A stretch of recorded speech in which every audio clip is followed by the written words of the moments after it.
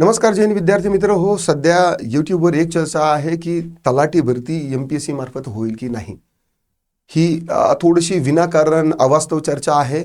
पण TCS ची पदं MPSC मार्फत भरल्या जात असेल ना तर त्याची एक वेगळी प्रोसेस असते. पण आजच्या व्हिडिओमध्ये मी तुमच्यासमोर अशी एक माहिती आणलेली आहे की MPSC संवर्गातली पदं TCS न कशी भरली गेलेली आहे आणि त्याची प्रोसेस काय असणार आहे हे मी तुमच्यासाठी आणलेलं आहे. अगदी जुना GR आहे. तत्पूर्वी आपली वोकॅब किंग नावाची ही जी बॅच आणि पुस्तक जे आहे तर ते देखील यूट्यूबवरती सुरू झालेलं आहे. सध्या तर हे सगळं काही फ्री आहे, मोफत आहे. अगदी तुम्हाला फक्त या पुस्तकाची जी PDF आहे तर ती फक्त 9 रुपयामध्ये मिळणार आहे आणि व्हिडिओ कोर्स जे आहे तर ते देखील तुम्हाला 9 रुपयामध्येच आपल्या ॲप्लिकेशनमध्ये आणि यूट्यूबवरती तर तुम्हाला फ्रीमध्येच आहे.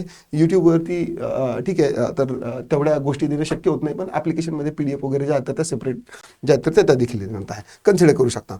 आता हा जो GR आहे हा आहे 13 जून 2018चा.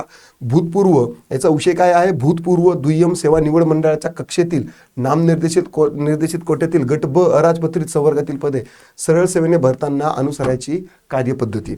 आता विषय थोडासा जरी वेगळा वाटत असला तरीही ही जी इथली जी माहिती आहे, शासन निर्णय हा जो आहे ना तर हा महत्त्वाचा आहे. या शासन निर्णयात काय सांगितलेलं आहे?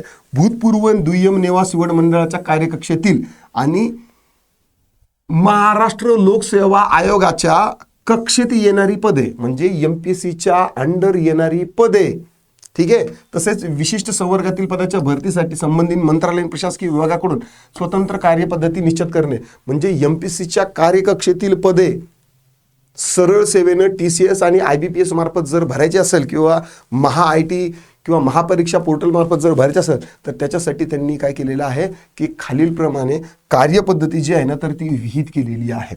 आता ही जी कार्यपद्धती जी आहेत तर यामध्ये काय आहे की भरपूर अशा आता समित्या ज्या आहेत, प्रादेशिक समित्या, निवड समितीचा कालबाह्य जे आहे म्हणजे वेगवेगळे जे आहे तर ते स्वरूप आहे.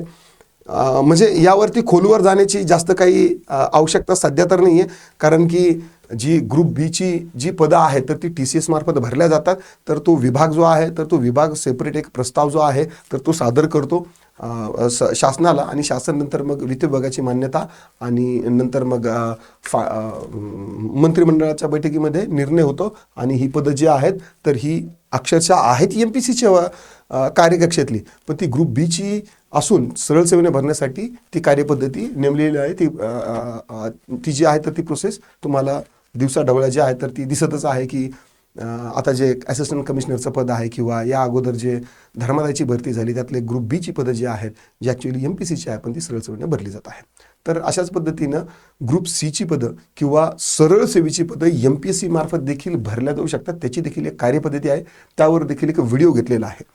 आशा करतो तुम्हाला प्रशासकीय समज डेव्हलप होण्यासाठी हा जो काही छोटेखानी व्हिडिओच्या स्वरूपातून प्रयत्न करत आहे तर हा आवडला असेल हा प्रयत्न किंवा हा व्हिडिओ तर लाईक करा, शेअर करा, कमेंटमध्ये तुमचे काही दिक्कत, डाऊट, क्वेरी, परेशान असतील नोंदवू शकता. आता पुरतं एवढंच थांबतो. पुन्हा भेटूया. राम राम.